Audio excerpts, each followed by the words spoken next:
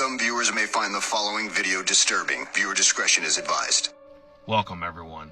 Today we're going to be talking about the cheerleader from Singapore, part 2. This is the tragic life of Tristan Bailey.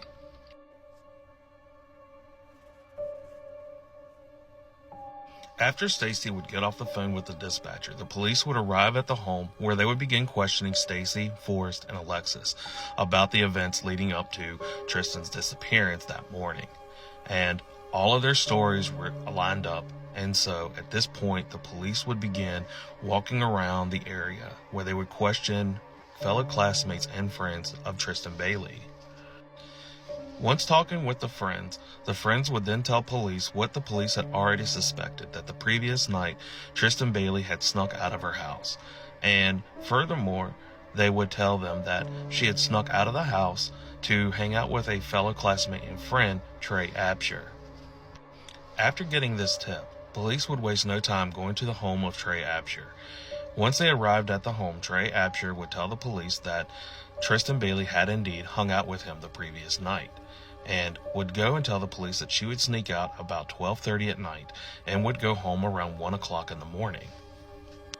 Trey would then tell police that it was indeed him that would text Tristan around 11 o'clock at night and ask her to come hang out.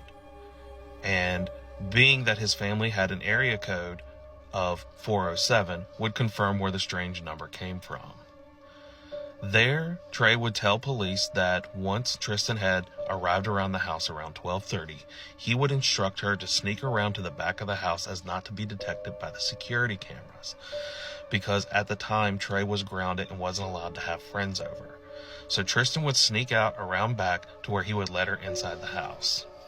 There, Trey would tell police that around 1 o'clock in the morning, Tristan would walk home in the company of 14-year-old Aiden Fucci, who not only was a fellow classmate of Trey and Tristan, but also a friend of theirs as well. Before leaving the house, the police would then ask Trey what was the last thing that Tristan had on when she left.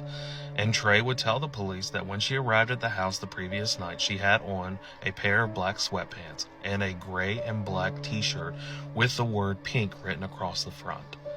The police would take this information and send the information to the station to put out a broadcast for a missing child.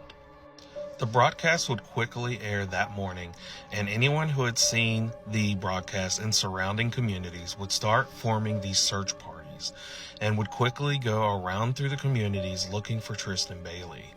And they would be calling out, going into different woods to help the Baileys find their 13-year-old daughter. Meanwhile, while everyone was forming their search parties in an effort to look for Tristan, the police would then contact Aiden Fucci and would ask about what happened after leaving Trey's house at 1 a.m. Aiden would then tell police that he walked with Tristan Bailey until they separated ways at North Durban Parkway, and he would then tell police that he would arrive home around 3 o'clock in the morning. This would quickly get the police's attention because it didn't really add up with the time, because they had done the mapping from not only Tristan Bailey's house to Trey's house, and also Aiden's house to Trey's house, and also included North Durban Parkway. And the police would speculate and say that at most it would only take the kids 30 minutes to walk from each of their homes. The police would quickly tell Aiden that it didn't add up, and from Trey's house at 1 o'clock in the morning should only take them about 30 minutes to get home. And the police would also confirm, so you're saying you did not get home at 3. What were you doing all this time? It is at this point that Aiden started changing his story. And around this time, Aiden would tell the police that right around the time that they were in North Durban Parkway, Tristan Bailey would try grabbing Aiden's private parts to where he would push her away. The police would then ask Aiden what happened next.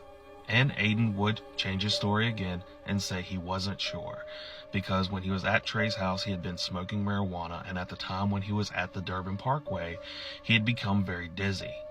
And then he would also tell police that after he had pushed Tristan, that he would tell her to, quote, fuck off, and then begin walking around until he got home at 3.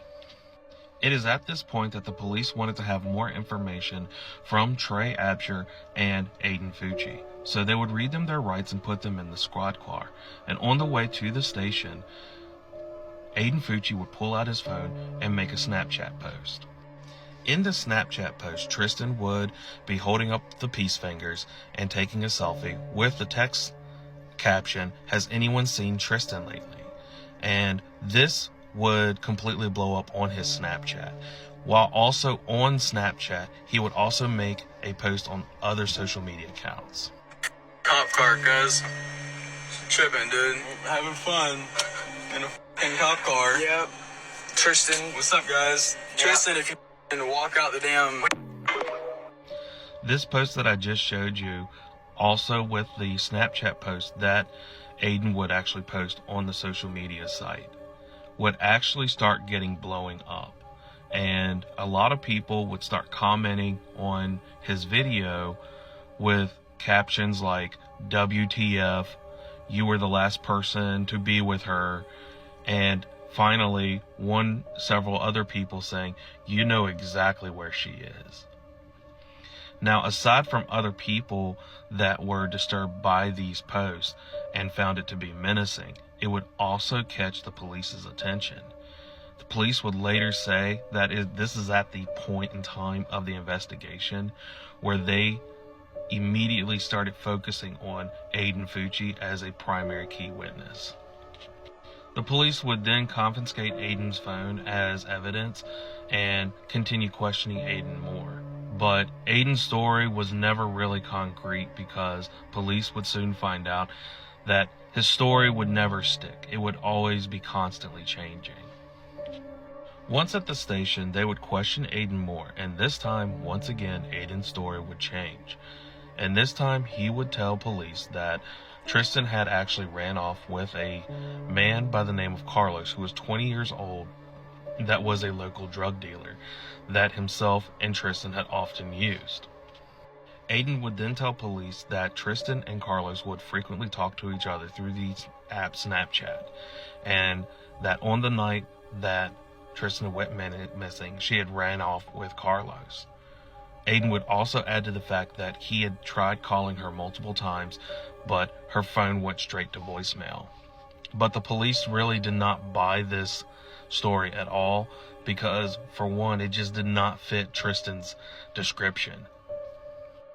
Aiden would then tell police that if they had any more questions, there was another girl and classmate that they knew named Shyla, and that she would tell them any information that the police needed.